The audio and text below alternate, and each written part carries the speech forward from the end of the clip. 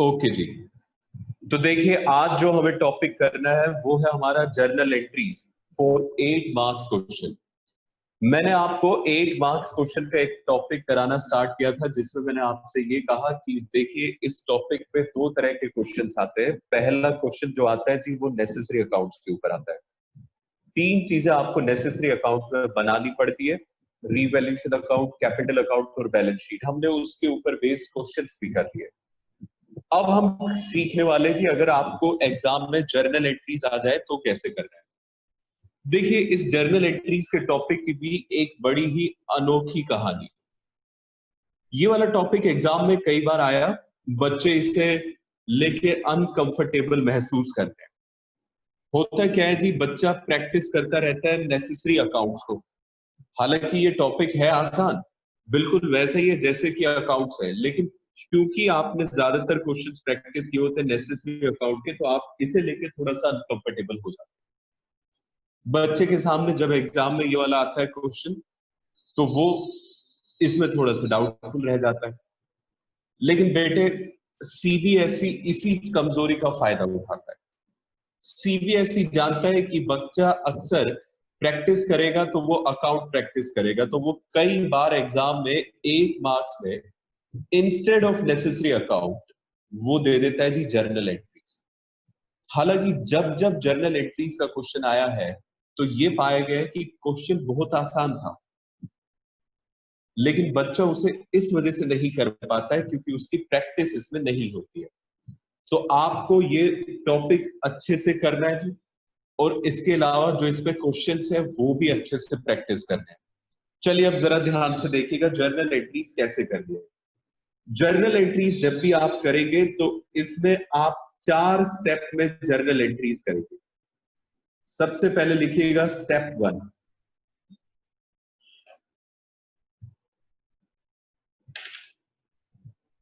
देखो बेटे, और 4 भी नहीं जी, सिर्फ 2 ही स्टेप में आपको सारी जर्नल एंट्रीज करा दी जाएंगी। देखते हुए चलिएगा। स्टेप 1, पहला स्टेप है रीवैल्यूएशन अकाउंट एंट्रीज।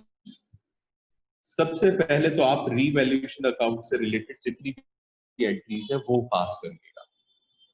देखिए जी, रीवैल्यूएशन अकाउंट की एंट्रीज किस तरीके से हो। पहली entry,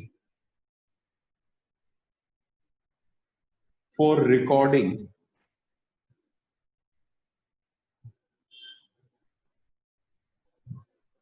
all debit side items. पहले तो आप क्या करेंगे जी, जितने भी डेबिट साइड में रीवैल्यूएशन अकाउंट के आइटम्स आने हैं, आप उससे रिकॉर्ड करेंगे। एंट्री आप इसके लिए बनाएंगे रीवैल्यूएशन अकाउंट डेबिट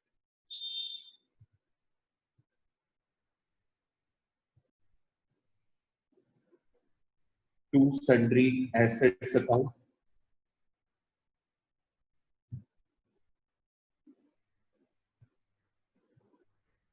और टू सन्ड्री लाइबिलिटीज अकाउंट।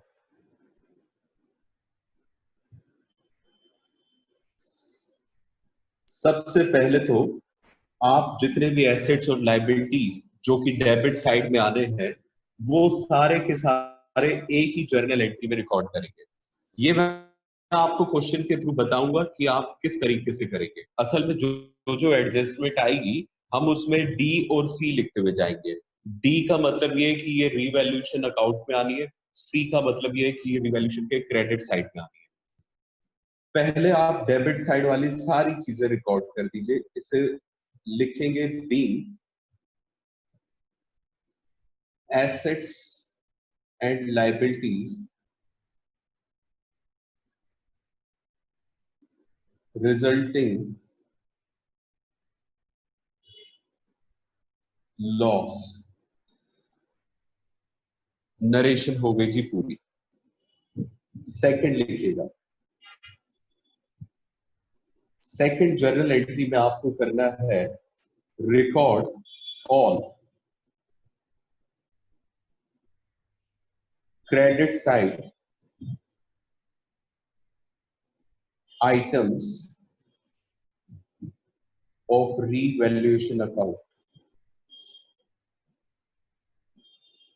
अब आपके रीवैल्यूएशन अकाउंट में जितने भी क्रेडिट साइड में आइटम आने वो सारे रिकॉर्ड कर दीजिए। मतलब ये कि जहां जहां पे भी आपका एसेट आना है उसे उसके नाम से डेबिट करेंगे। Sundry assets account debit, sundry liabilities account debit to revaluation account. देखिए ये वाली एंट्री कुछ इस तरीके से होगी। मान लीजिए कि आपसे कहा जाए कि बिल्डिंग को हमने एप्रिशिएट कर दिया है, तो आप इसके लिए एंट्री बनाएंगे building account debit to revaluation. एक और एंट्री हो जिसमें ये कहा जाए कि क्रेडिटर्स कम हो गए, तो ये भी आपके लिए फायदा होता है। तो आप एंट्री को अलग अलग भी बनाओगे। फिर आप क्या करोगे, building debit creditors debit to revaluation. मतलब क्रेडिट साइड में जितने भी आइटम्स जाने उन्हें एक साथ रिकॉर्ड कर दो, डेबिट साइड में जितने भी आइटम्स जाने उन्हें एक साथ रिकॉर्ड कर दो। इस तरीके से पहले तो आप रीवैल्यूएशन को जो डेबिट और क्रेडिट के आइटम है वो रिकॉर्ड करेंगे। B assets and liabilities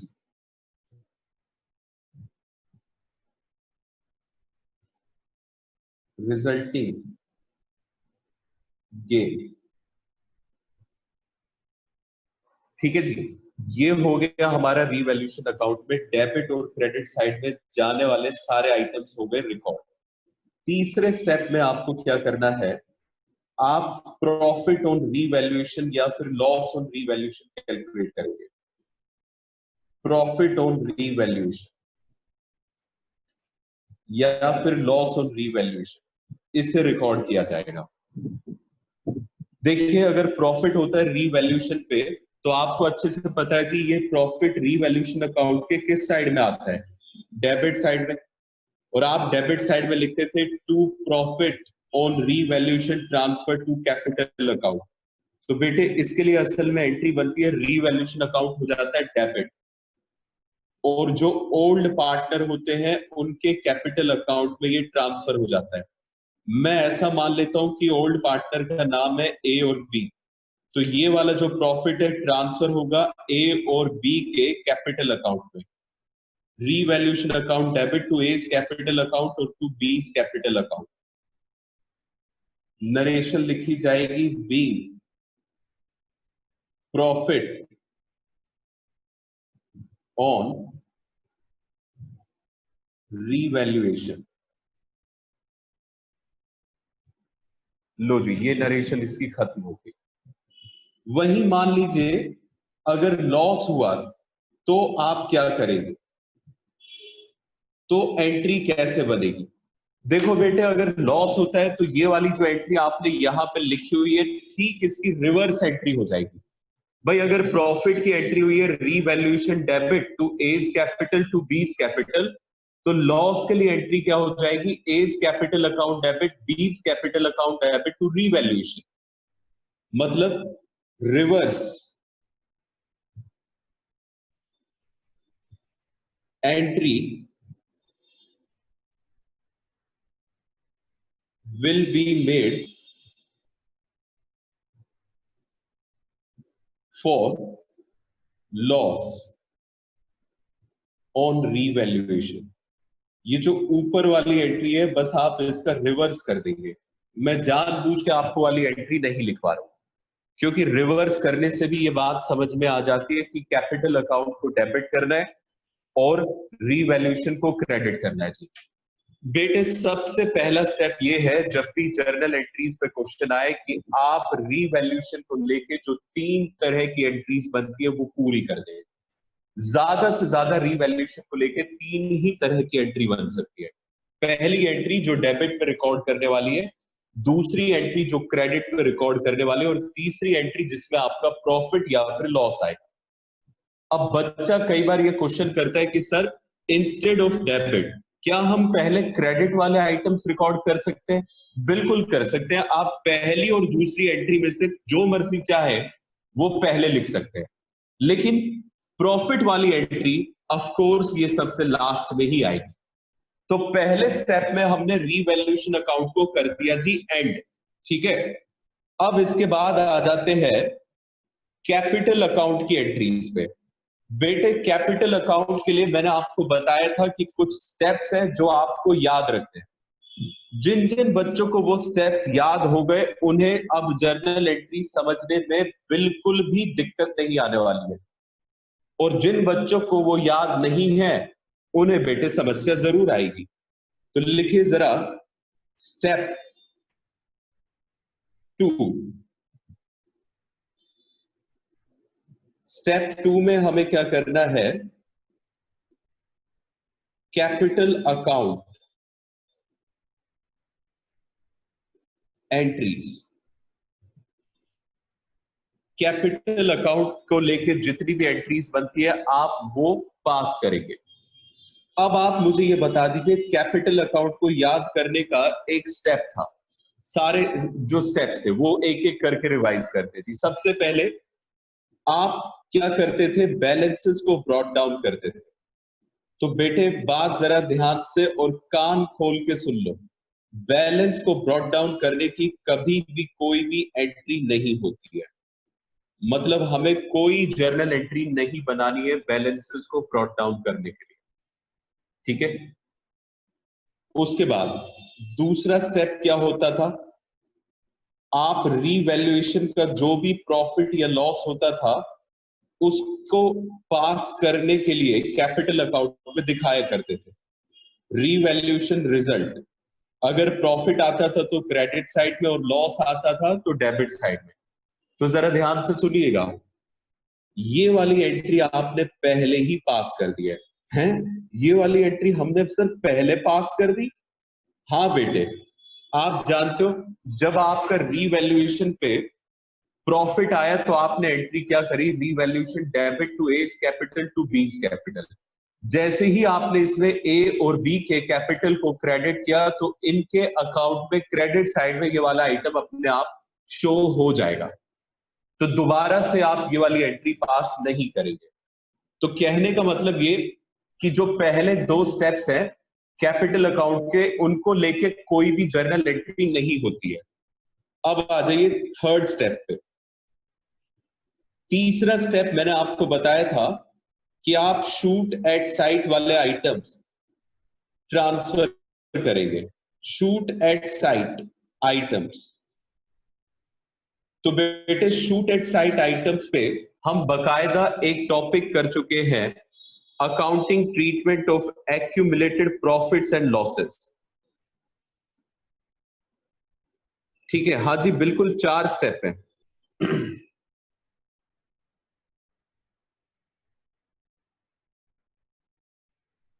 shoot at site item में दो चीजें आ जाती है, एक आते हैं जी एक्यूमुलेटेड प्रॉफिट्स।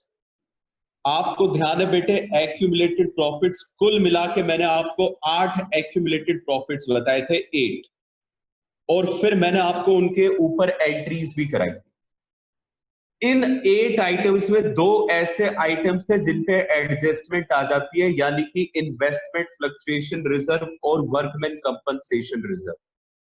तो वो एंट्रीज अगर आपकी आई तो उसके लिए आपको पहले वाला जो टॉपिक है वो रिवाइंड करना ही पड़ेगा।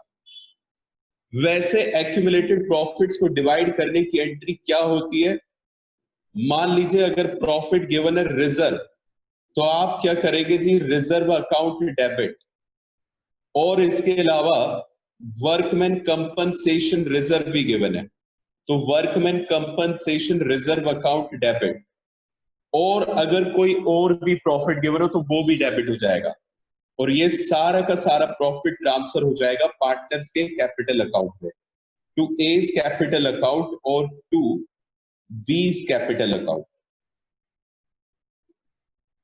ठीक है जी। नरेशन हम इसके लिए क्या लिखेंगे, be profit distributed among partners.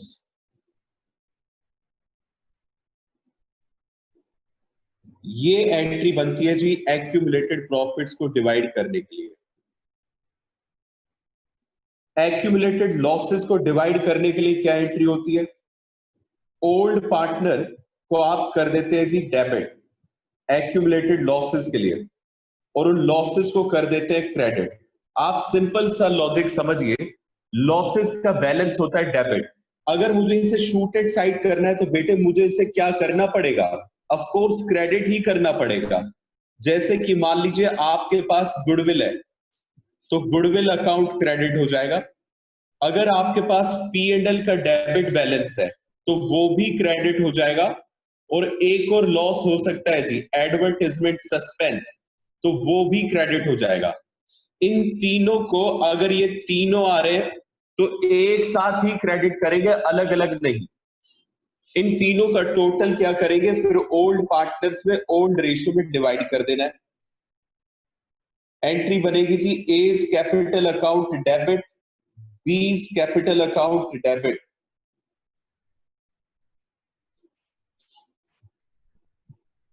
To goodwill account, to P and L account और टू एडवर्टाइजमेंट सस्पेंस अकाउंट। और इसके लिए हम नरेशन लिखेंगे, बीइंग accumulated losses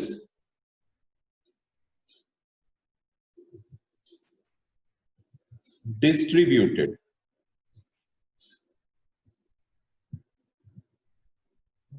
ठीक है जी, ये हो गया तीसरा स्टेप कैपिटल अकाउंट का। फोर्थ स्टेप होता था गुडविल की एंट्रीज। तो गुडविल की एंट्रीज हमारी क्या होगी, वो डिपेंड करेगा कि क्वेश्चन में आपको किस तरह का केस गिवन। गुडविल की एंट्रीज होगी एज पर cases of goodwill already covered. बेटे जितने भी केसेस हमने गुडविल के कर रखे हैं जर्नल एंट्रीज के, उसके हिसाब से यहाँ पे एंट्री बनेगी। तो ये समझ लीजिए कि आपको कैपिटल अकाउंट में 4 स्टेप पता है, उन 4 स्टेप की ये वाली एंट्रीज।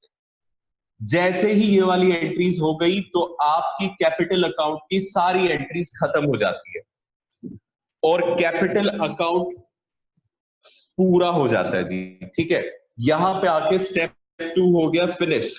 अब इसके बाद तीसरा स्टेप लिखिए जरा, स्टेप 3। थर्ड स्टेप में हमें क्या करना है, हमें थर्ड स्टेप में प्रिपेयर करना है ए रफ कैपिटल अकाउंट। ध्यान से बेटे, रफ कैपिटल अकाउंट बनाना है, कैपिटल अकाउंट नहीं बनाना है। कई बच्चे क्या करते हैं जी, पूरा फेयर कैपिटल अकाउंट बनाने लग जाते हैं। गलत है बेटे, आप अपना टाइम खराब कर रहे हो। और इसके अलावा कई बच्चे क्या करते हैं, इसे वर्किंग नोट में जाके बनाने लग जाते हैं। नहीं बेटे जी नहीं, बात जरा ध्यान से सुनो, मैंने ये नहीं कहा कि वर्किंग नोट में। मैं आपसे क्या कह रहा हूं कि आप एक कैपिटल अकाउंट बनाएंगे रफ में। रफ का मतलब यह है कि आपको उसे कहीं पे भी शो नहीं करना है। आप कहीं पे भी अपनी आंसर शीट के बिल्कुल पीछे वाले पेज पे जाके उसे बना सकते हैं। इस तरीके से करेंगे। ये रफ कैपिटल अकाउंट बनता कैसे, अभी हम एक क्वेश्चन करेंगे, उससे आपको ये क्लियर हो जाएगा। इसके बाद आखिरी step, step 4।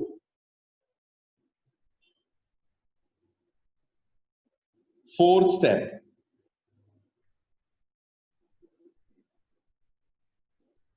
Prepare balance sheet.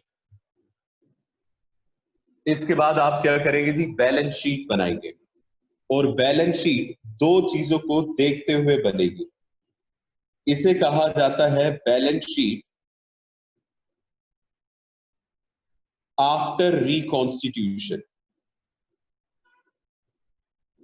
Reconstitution के बाद जो हमारी बैलेंस शीट बन रही है, ये दो चीजों को देखते हुए बनाई जाती है। बस वही बात मैं यहां लिखवा रहा हूं, इज प्रिपेयर्ड फ्रॉम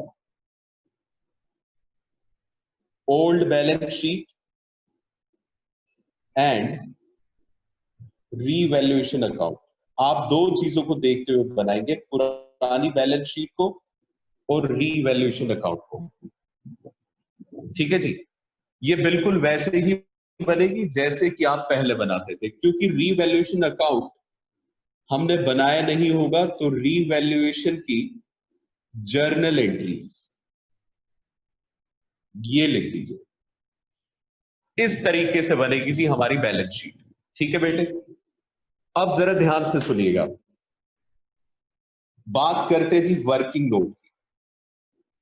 इस तरह के क्वेश्चंस में वर्किंग नोट क्या देना होता है। अब बेटे इस बात को बहुत तसल्ली और गहराई से समझिएगा, किस तरह से बच्चे अकाउंट्स के पेपर को आते हुए खराब करते हैं, उसकी एक बहुत बड़ी वजह है वर्किंग नोट। अब समझना जरा, बच्चे के सामने एग्जाम में आ जाता है जर्नल एंट्री, बच्चा चाहता है कि उसे पूरे मार्क्स मिले, तो वो उस क्वेश्चन को अटेम्प्ट भी करता है, लेकिन उस बच्चे की मजबूरी समझिए कि उसे डायरेक्टली कैपिटल अकाउंट बनाना नहीं आता, मतलब रफ नहीं आता, तो वो क्या करता है जी, पूरा कैपिटल अकाउंट बना देता है। कई बच्चे तो रीवैल्यूएशन अकाउंट ही पूरा बना देते हैं।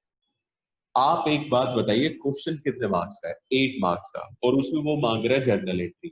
अगर आप उसमें रीवैल्यूएशन कैपिटल अकाउंट भी बना रहे हैं, तो इसका मतलब आप 8 मार्क्स में 16 नंबर का काम कर रहे हैं। अब बेटे अगर आप इतने ही बड़े बेवकूफ किस्म के मिस्टेक करोगे, तो आपको एग्जाम में मार्क्स कोई नहीं दिला सकता। वर्किंग नोट में अगर आप एक्सेस वर्क करोगे, तो this will be your risk. आपको कोई भी कुछ भी कहता रहे, कई टीचर मैंने देखा है जी, वो क्या करते हैं, बच्चा ट्यूशन पढ़ने जाता है, वहां पे वो उसे बच्चे को क्या बोल देते हैं, बेटे 5 मिनट का काम है, बना दो, क्या दिक्कत है। बच्चा सोचता है वाकई में चलो टीचर कह रहा है तो 5 मिनट का ही काम है। मैं कहता हूं कि 2 मिनट का क्यों ना होगा, आपके 2 मिनट की कोई कीमत नहीं है क्यों 3 घंटों में? बहुत बड़ी कीमत है बेटे, 180 मिनट आपको मिलते हैं, उसमें एक एक सेकंड बड़ा मूल्यवान होता है। आप बिल्कुल भी excess work, duplication of efforts नहीं करेंगे, बचेंगे इससे। वर्किंग नोट मैं आपको बता देता हूं जी क्या बनेंगे। बच्चा इसमें न्यू रेशो भी कैलकुलेट करता है बेटे, ऐसी ऐसी आंसर शीट देखिए मैंने, न्यू रेशो भी कैलकुलेट करता है, सेक्रीफाइसिंग भी करता है, रीवैल्यूएशन अकाउंट भी बनाता है, कैपिटल अकाउंट भी बनाता है, और फिर बाहर आके पता है क्या कहता है, paper was very very lengthy. अरे बेवकूफों के सरदार, पेपर तो तुमने लेंथी कर दिया। अगर आपको ये ट्रिक्स नहीं आते तो बेटे आपसे पेपर पूरा अटेम्प्ट नहीं हो पाएगा। चलो अब देखो जरा, वर्किंग नोट में लिखिए जरा, only these items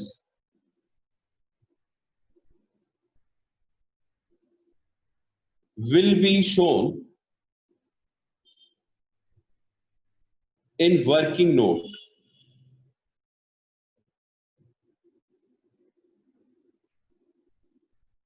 In such questions, ऐसे क्वेश्चंस में आप वर्किंग नोट में क्या चीजें दिखाएंगे? सिर्फ और सिर्फ दो चीजें, एक कैश या बैंक अकाउंट, ये भी अगर आपकी इच्छा हो तो, ठीक है, इफ रिक्वायर्ड। कई बार एग्जाम में या फिर आप मान लीजिए कई एडजस्टमेंट ज्यादा हो जाती है, तब कैश या बैंक अकाउंट बना लीजिए। और दूसरा, एक हमारा अलग से टॉपिक आएगा, एडजस्टमेंट ऑफ कैपिटल्स, बस उसका वर्किंग नोट बनता है। आप ये समझ लीजिए मस्ट तो बस एक ही है, that is adjustment of capital. सिर्फ और सिर्फ एडजस्टमेंट ऑफ कैपिटल का ही वर्किंग नोट दिखाना होता है। कई बार आपको कैश और बैंक की ट्रांजैक्शन ज्यादा मिल जाती है, तो ऐसे में अगर आप चाहें तो ये एक बना लीजिएगा, वरना तो ये भी मत बनाइएगा। ठीक है, इनसे ज्यादा अगर आप वर्किंग नोट देने की कोशिश करते हैं तो आपका पेपर बेवजह लेंदी हो जाएगा और वो आपके लिए बिल्कुल भी फ्रूटफुल नहीं रहेगा। ये था बेटे हमारा टॉपिक। मैं एक बार जल्दी से आपको फिर से याद करा देता हूं कि 4 स्टेप में जर्नल एंट्रीज करनी है। अगर 8 मार्क्स में जर्नल एंट्रीज आ गई तो आपको 4 स्टेप उठाने हैं। सबसे पहला स्टेप, आप रीवैल्यूएशन अकाउंट की एंट्रीज बनाएंगे। रीवैल्यूएशन अकाउंट की एंट्रीज किस तरह से बनती है? आप रीवैल्यूएशन में ज्यादा से ज्यादा 3 एंट्रीज करेंगे। पहली डेबिट साइड वाले आइटम जो आएंगे वो, दूसरी क्रेडिट साइड वाले आइटम के लिए, और तीसरी जो आपका रिजल्ट आएगा उसके लिए। इसके अलावा कोई चौथी एंट्री रीवैल्यूएशन में नहीं आती है, ना ही आप करेंगे। तो ये है जी पहला स्टेप। मतलब पहले ये 3 एंट्रीज कर लो तो पहला स्टेप खत्म हुआ।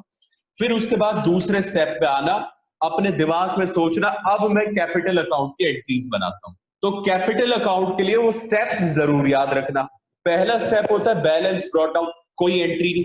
रीवैल्यूएशन का प्रॉफिट या लॉस पहले ही हो चुकी है। जो तीसरी एंट्री हमने पहले स्टेप में की वो इसी की थी।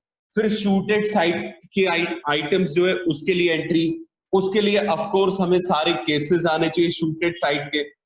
और फोर्थ एंट्री है जी गुडविल से रिलेटेड एंट्री, और इसके लिए भी आपको क्या आना जरूरी है? इसके लिए भी आपको गुडविल के सारे जर्नल एंट्री के केसेस आने चाहिए, तब आप ये एंट्री अच्छे से कर पाएंगे। ये था जी दूसरा स्टेप। ऐसा करने के बाद आप तीसरे स्टेप में क्या करेंगे? एक रफ कैपिटल अकाउंट बनाएंगे। इसे बनाने का मोटिव ये है कि हमें बैलेंस पता चल जाए कैपिटल के क्या आ रहे हैं। ठीक है जी, क्योंकि वो बैलेंस शीट में ट्रांसफर करने होते हैं। तो ये रफ में बनेगा, ये कहीं दिखाना नहीं होता है। ये कैसे बनेगा अभी हम एक क्वेश्चन करेंगे, उससे हमें समझ में आ जाएगा। फोर्थ स्टेप में आपको क्या करना है? बैलेंस शीट बनानी है दो चीजों को देखते हुए, एक तो जर्नल एंट्रीज और एक पुरानी बैलेंस शीट। और ध्यान रखेंगे कि वर्किंग नोट में आप ज्यादा से ज्यादा ये दो चीजें दिखाएं, कैश और बैंक, और adjustment of capital. Adjustment of capital का क्वेश्चन अभी हमने कोई किया नहीं है, तो अभी आपको ये समझ लीजिए आज जितने भी क्वेश्चन करेंगे या घर से जितने भी करने को मिलेंगे उसमें कोई वर्किंग नोट नहीं बनाना है। ठीक है, चलो जी अब हम करते हैं क्वेश्चन। आप जल्दी से री लॉग इन करके आ। हाँ जी बेटे देखिए जरा, जो जो जर्नल एंट्रीज अभी हमने सीखी उसी पे बेस्ड है ये वाला क्वेश्चन। क्वेश्चन नंबर है जी 60, और ये है पेज नंबर 4.154 ऑफ डी के गोयल। हाँ जी बेटे, चलिए पहले तो इस क्वेश्चन को रीड करते हैं और उसके बाद जो इसमें रिक्वायरमेंट है उसके हिसाब से फॉर्मेट बनाते हैं। ये लो जी, ये रहा क्वेश्चन नंबर 60। सभी बच्चों का ध्यान क्वेश्चन पर होना चाहिए, ध्यान से इसे सुनेंगे। देखो जी, एक्स और वाई दो पार्टनर है, इनके बीच में रेशियो बताई हुई है 5:3, और इनकी बैलेंस शीट हमें बताई हुई है, लाइबिलिटीज और एसेट्स है। प्लीज बेटे जरा ध्यान से देखिएगा, लाइबिलिटीज और एसेट्स में सिर्फ और सिर्फ उन आइटम्स को चेक करिएगा जो शूट एट साइड की कैटेगरी में आते हैं। जल्दी से चेक करिए, अगर कोई आता है तो उनके नाम मुझे जल्दी से मैसेज कर दीजिए। क्या कोई आइटम दिख रहा है शूटेड साइट वाला?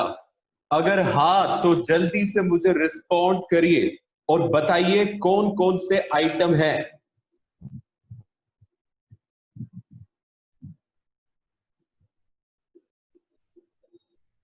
एक तो आ रहा है G P and L account, very good, assets में ये है आपके लिए लॉस।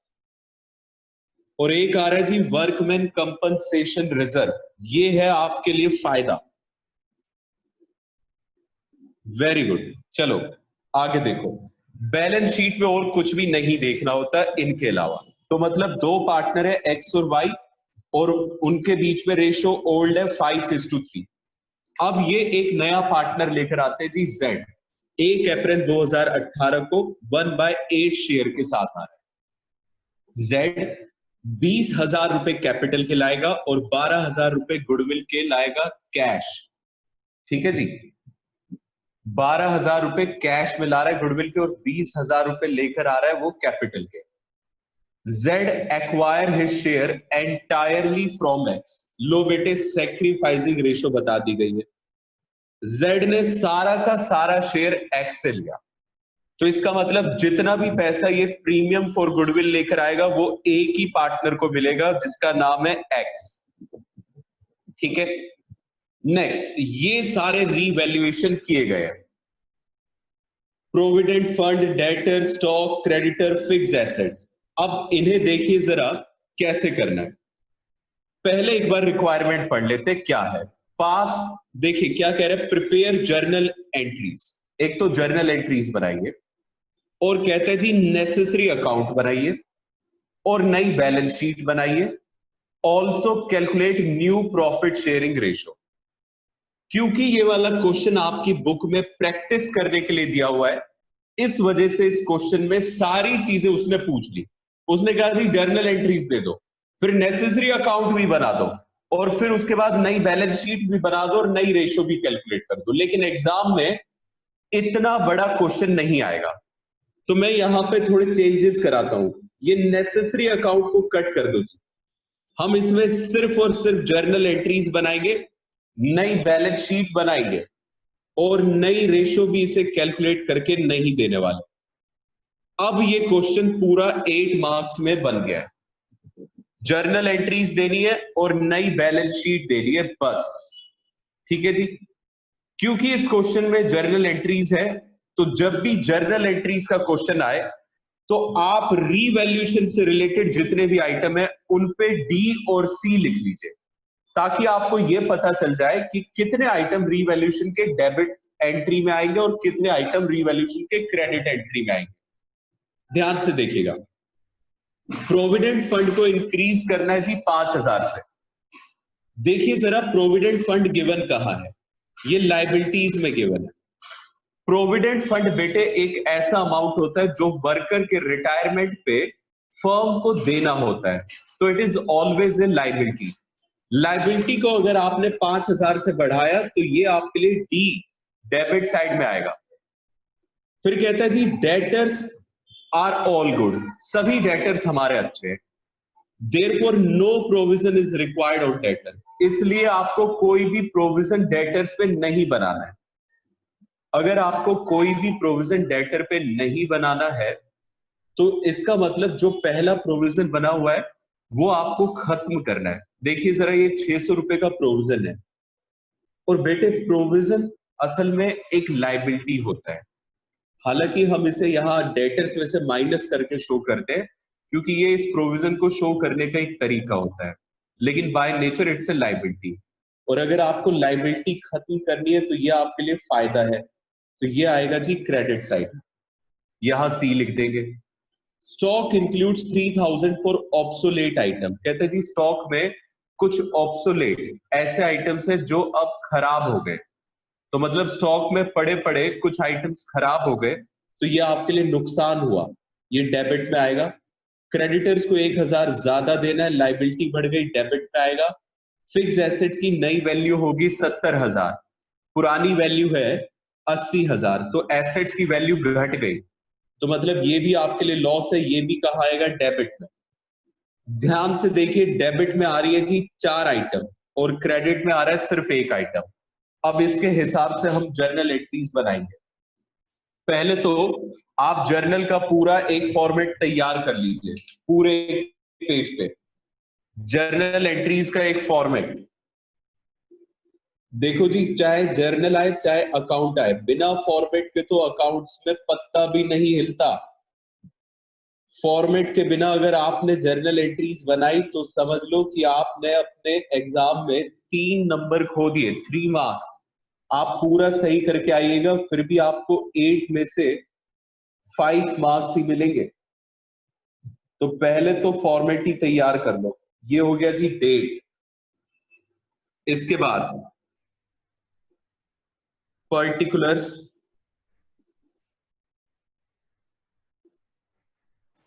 फिर आएगा जी डेबिट अमाउंट और क्रेडिट अमाउंट।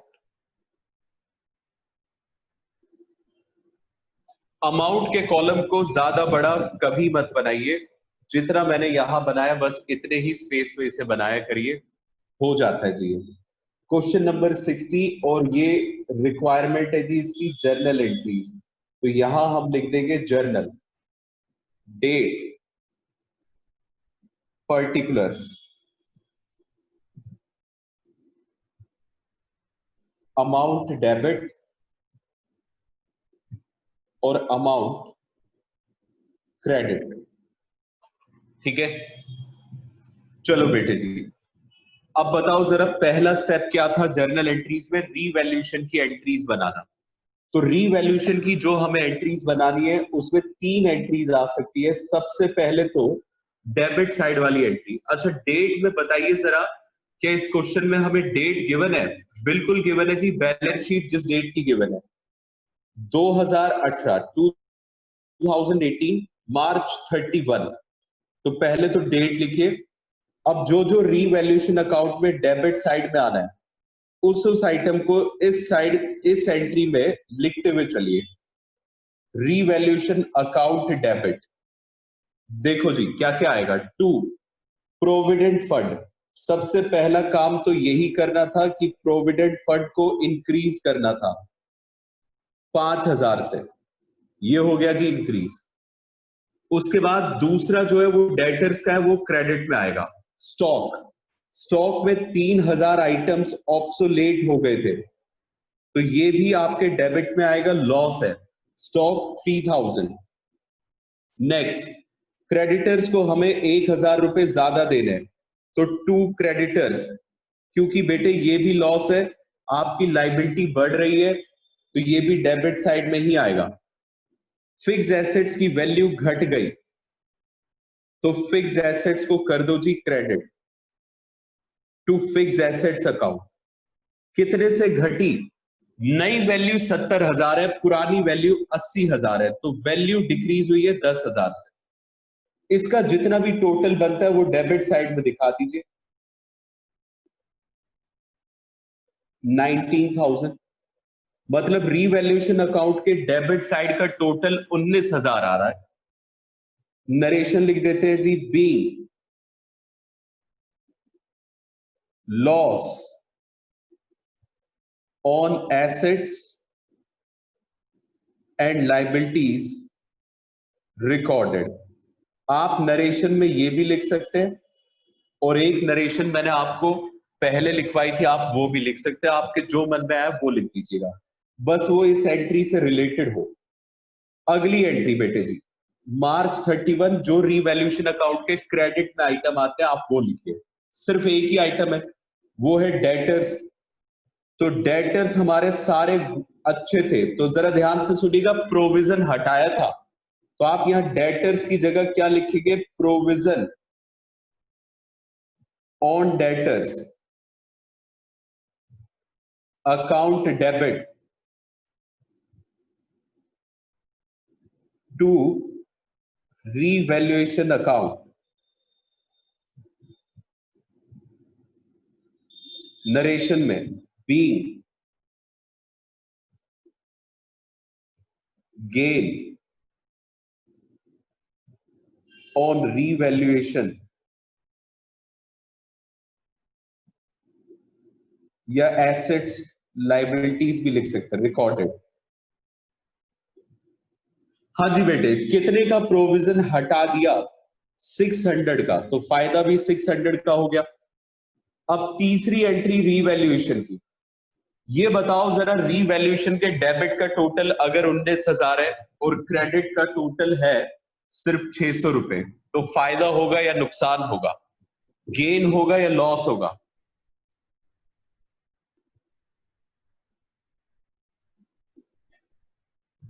गेन होगा या लॉस होगा?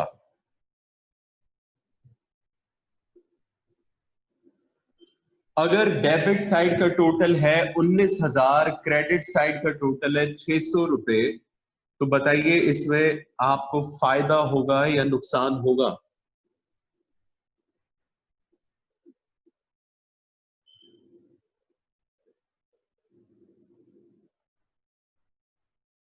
यस, इस पे हमें होगा जी गेन। तो इस पे गेन होगा, लॉस होगा नालायकों। 19,000 डेबिट साइड का टोटल है और 600 क्रेडिट साइड का टोटल है, तो इस पे क्या होगा? Loss.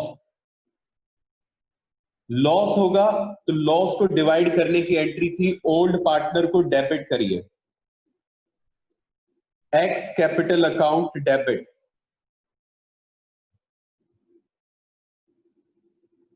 Y's capital account debit,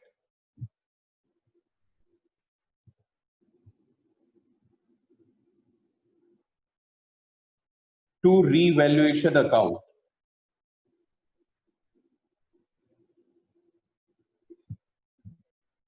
$19,000 debit का टोटल है, क्रेडिट का टोटल है जी कितना, 600 रुपए। इसका मतलब क्रेडिट साइड में और कितना रीवैल्यूएशन में आपको दिखाना पड़ेगा, 18,400, 18,400। इसे ओल्ड रेशियो में डिवाइड कर दीजिए। ओल्ड रेशियो में डिवाइड करेंगे तो ये आएगा जी 11,500 और ये आ जाएगा 6,900 रुपए।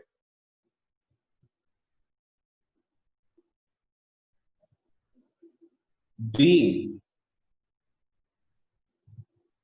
loss on revaluation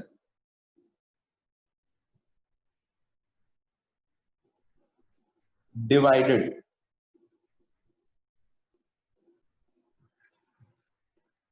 लो जी बेटे, पहला स्टेप हो गया जिसमें आपको रीवैल्यूएशन की एंट्रीज दिखानी होती है, ये पहला स्टेप कंप्लीट हो गया।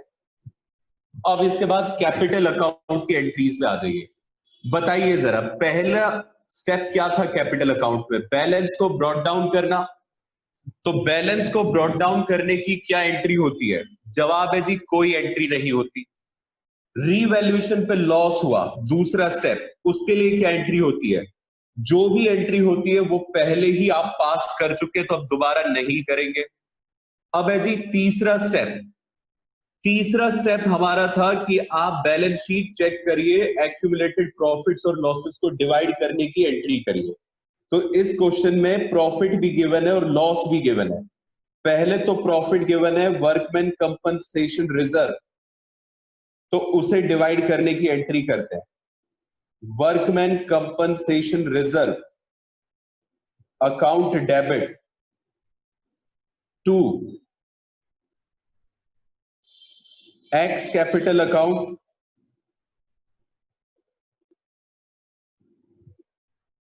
To Y's capital account.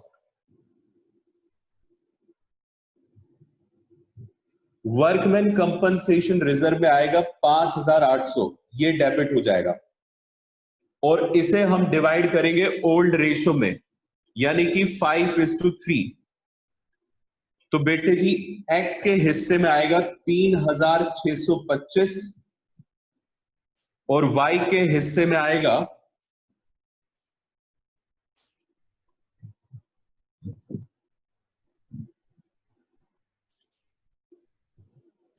1 minute रुको जी, वाई के हिस्से में आएगा 2,175।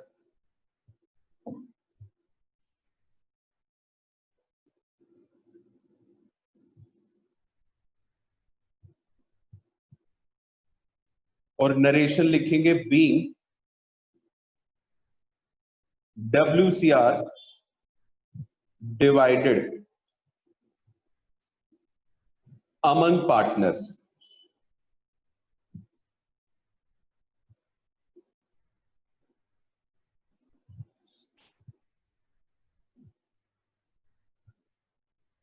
March 31।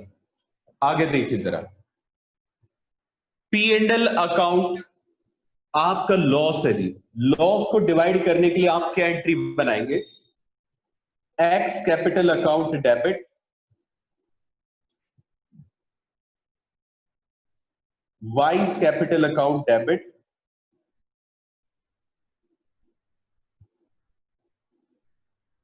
To P&L account. P&L में बेटे जी कितना आपको लॉस गिवन है, 2,400।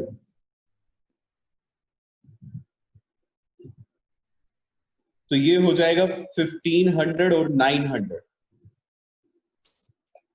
नरेशन लिख देते हैं जी इसकी, बीइंग P&L डिवाइडेड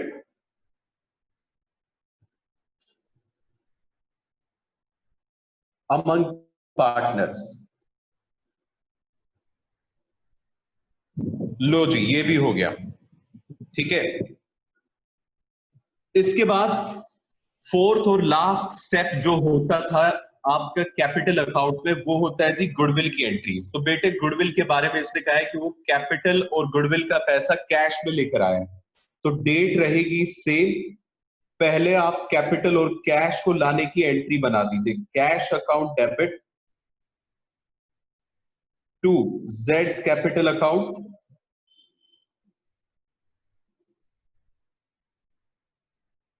और टू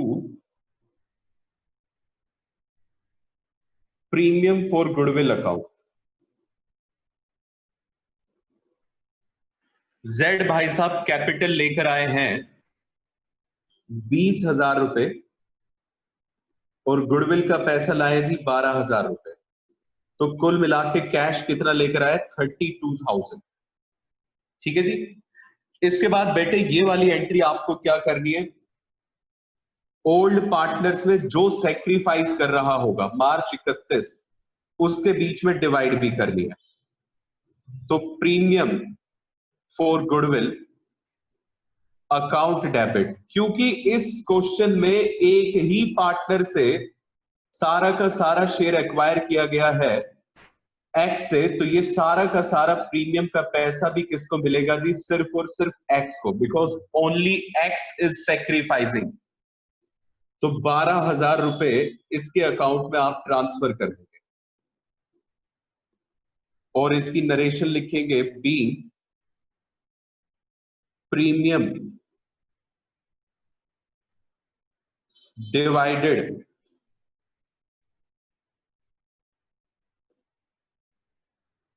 अमंग पार्टनर, या वैसे इसे लिखना था ट्रांसफर टू एक्स। ठीक है जी। लो बेटे जी, ये हो गई हमारी कैपिटल अकाउंट की भी एंट्रीज। बस कैपिटल अकाउंट की एंट्रीज के बाद आपकी सारी एंट्रीज खत्म हो जाती है। अब आप जरा ध्यान कीजिए, तीसरा स्टेप मैंने आपको बताया था कि आप क्या बनाएंगे, एक रफ कैपिटल अकाउंट। ध्यान दीजिएगा, ये रफ कैपिटल अकाउंट अभी तो मैं आपको यहां बनवा रहा हूं, लेकिन एग्जाम में आपको ये दिखाना नहीं होता है। ये तो इसलिए मैं यहां बनवा रहा हूं ताकि आपको समझ में आ जाए रफ कैपिटल अकाउंट कैसे बनेगा। बेटे देखो जरा ध्यान से, आप ए बी सी इस तरह से लिख लीजिए, ए बी सी,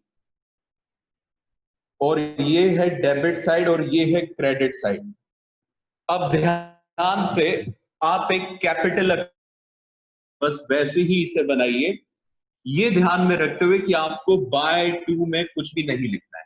ठीक है, तो सबसे पहला स्टेप कैपिटल अकाउंट बनाने में क्या होता था, आप जितने भी आपके बैलेंसेस है वो ब्रॉट डाउन करते थे पुराने पार्टनर के, यानी कि ए के 70,000 और बी के 30,000।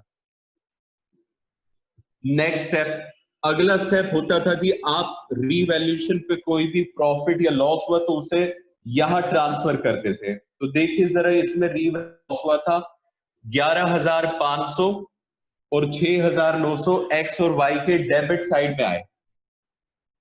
सॉरी, ये मैंने ए और बी लिख दिया, इसे आप एक्स और वाई कर दीजिए, एक्स वाई जेड। तो 11,500 तो एक्स को मिलेंगे और 6,900 मिलेंगे जी जेड वाई को।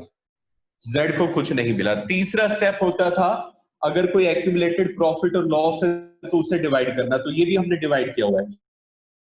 आप ध्यान से देखिएगा, यहां पे 3,625 और 2,175 रुपए का इनके कैपिटल अकाउंट में क्रेडिट हुआ है जी। तो ये लिख देते हैं 3,625 और 2,175। अच्छा, एक और बात जरा ध्यान से सुनिए, आप चाहें तो इस कैपिटल अकाउंट में बहुत क्विकली काम कर सकते हैं विदाउट फॉलोइंग एनी स्टेप। सबसे पहला काम तो आप क्या करेंगे, बैलेंसेस को ब्रॉट डाउन कर दीजिए। उसके बाद आप इन जर्नल एंट्रीज को देखते हुए चलिए, जहां जहां पे भी जर्नल एंट्री में कैपिटल अकाउंट डेबिट क्रेडिट हुआ है, बस वहां वहां अमाउंट पोस्ट कर दीजिए। जैसे देखिए, पहली एंट्री में नहीं आया तो ये नहीं आएगा, दूसरी में नहीं आया तो ये नहीं आएगा, तीसरी एंट्री में एक्स और वाई के कैपिटल अकाउंट डेबिट हुए टू रीवैल्यूएशन, ये हम ट्रांसफर कर चुके। अगली एंट्री में WCR टू एक्स वाई हुआ, ये भी हम ट्रांसफर कर चुके हैं। अगली एंट्री में एक्स और वाई डेबिट हुए 1500 और 900, तो बेटे बस एक्स और वाई में यहां पे क्या लिख दो, 1500 और 900। अच्छा जी, फिर उसके बाद उससे अगली एंट्री में जेड का कैपिटल अकाउंट आया जी, और वो क्रेडिट हुआ है 20,000 से। तो जेड के क्रेडिट में 20,000 रुपए। जरूरी नहीं है कि आप ऐसे सीक्वेंस में लिखो, बस इतना अमाउंट उसके क्रेडिट में आ जाए। नेक्स्ट एंट्री में एक्स का कैपिटल अकाउंट क्रेडिट हुआ है जी 12,000 से, तो ये 12,000 से। बस बेटे आपने सारी एंट्रीज का डेबिट क्रेडिट यहां डाल दिया। अब आप इसमें बैलेंस निकाल लो। लो जी, बैलेंस किस तरह से निकलेगा, पहले एक्स का टोटल करते क्रेडिट साइड का, ये बनेगा 85,625, 3,175 बनेगा वाई का टोटल, और 20,000 बनेगा जी जेड का टोटल। 85,625, 3,175, सॉरी ये है जी 32,175, 32,175 और 20,000। अब इसमें से आप डेबिट साइड का टोटल माइनस कर दीजिए, तो आपको आपके बैलेंसेस मिल जाएंगे, जिसके लिए हमने ये मशक्कत उठाई है रफ कैपिटल अकाउंट बनाने की। बैलेंस अब देखिए, 85,625 में से 13,000 रुपए माइनस कर दीजिए, तो ये बचता है 72,625। 32,175 में से 7,800 माइनस कर दीजिए, तो बचेगा 25,375, और ये बचेगा जी 20,000 रुपए। ये आ गए बेटे हमारे बैलेंसेस जो हमें बैलेंस शीट बनाने के लिए चाहिए। बस रफ कैपिटल अकाउंट हो गया खत्म। अब इसके बाद आप बनाएंगे बैलेंस शीट। लो जी, ये बैलेंस शीट हो गई तैयार।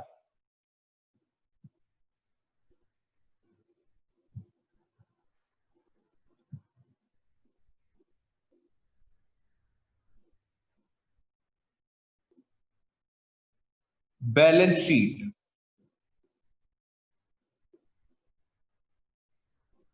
After reconstitution.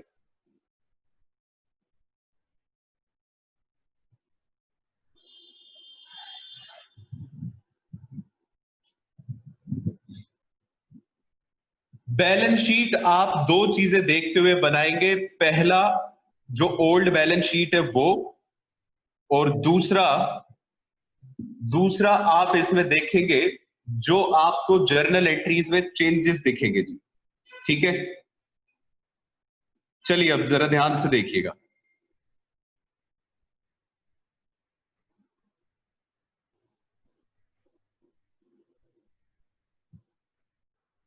Cash at bank given है जी 5,000 रुपए।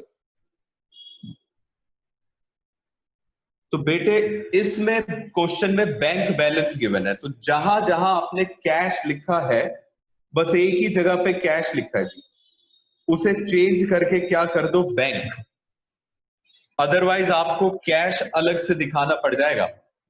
चलिए जी, बैंक लिखिए।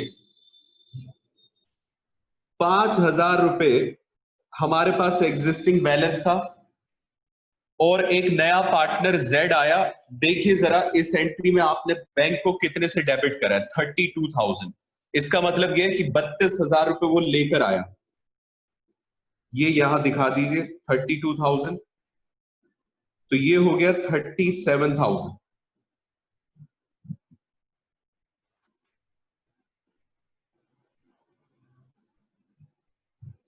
Next, sundry debtors. डेटर्स हमें बताए हुए 20,000। इस 20,000 पे पहले प्रोविजन था, वो अब एग्जिस्ट नहीं करता है, तो आप डायरेक्टली बाहर कितने दिखा देंगे, 20,000 रुपए। अगर आप चाहते तो ये अंदर ना लिख के डायरेक्टली भी आप बाहर लिख सकते हैं 20,000, क्योंकि वो प्रोविजन अब एग्जिस्ट नहीं करता, तो वो अब आएगा नहीं। स्टॉक, स्टॉक पहले हमें गिवन है जी 25,000, और स्टॉक 3,000 से घट गया था, तो यहां आएगा 22,000। फिक्स एसेट्स पहले थे 80,000 और नई वैल्यू फिक्स एसेट्स की रखी गई है 70,000।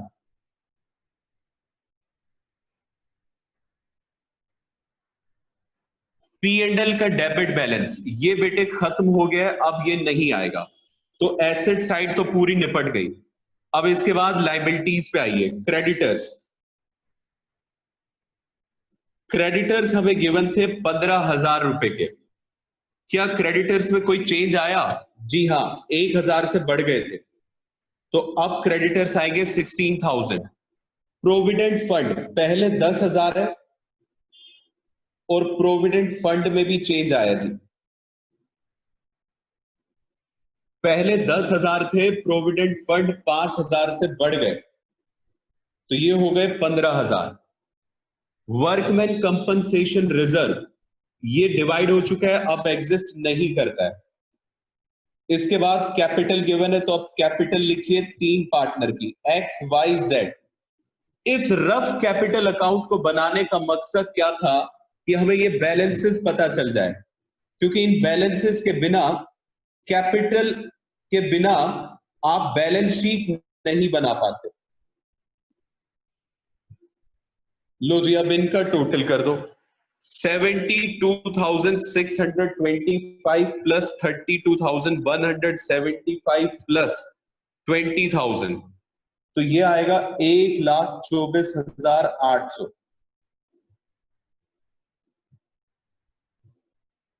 अब इसके बाद आप एक बार जरा चेक कर लीजिए, हमने ओल्ड बैलेंस शीट के तो सारे आइटम यहां लिख दिए।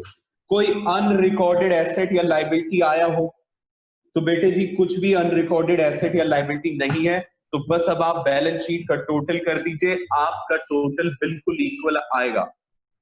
दोनों साइड का टोटल करेंगे जी।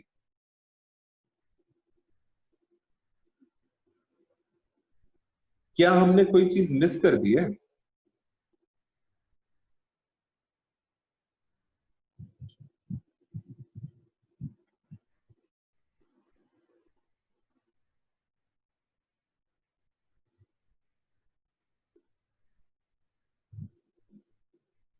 ये 1,18,000 बन रहा है। 72,625 प्लस 32,175 प्लस 20,000। अच्छा, ये 375 है।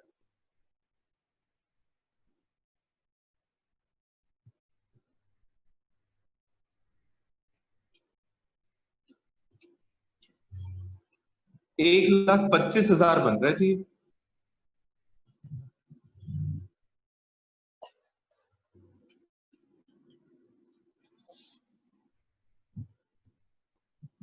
ये बनेगा जी टोटल 1,18,000 रुपए।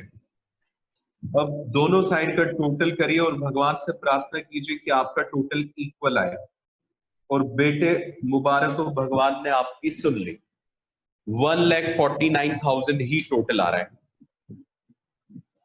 इस तरीके से क्वेश्चन हमें करना है अगर एग्जाम में जर्नल एंट्रीज के बेसिस पे क्वेश्चन पूछा जाता है। आई होप कि आपको ये वाला क्वेश्चन समझ में आ गया होगा। कोई डाउट है तो बताइए जरा।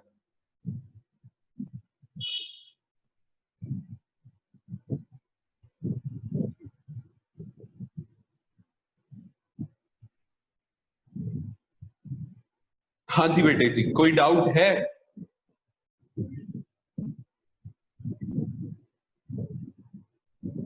ओके जी, रिकॉर्डिंग में सेंड कर दूंगा।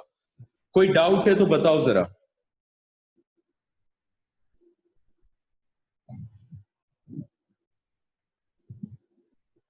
चलिए, कोई डाउट नहीं है।